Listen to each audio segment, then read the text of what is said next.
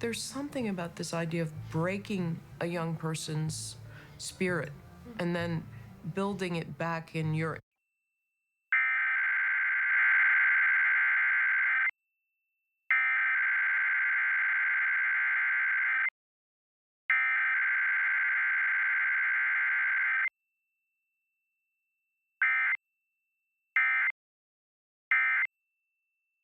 And as I had lessons, he started saying things to me like, I don't believe you're authentic. I don't believe you're sincere. I don't believe in you as a human being, as a genuine person. And I was completely crushed. I was devastated.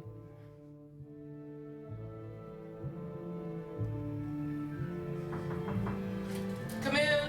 Mary, we have 5 minutes. Okay, thanks. I thought about doing something else, actually. I thought about not becoming a musician because it was so heartbreaking.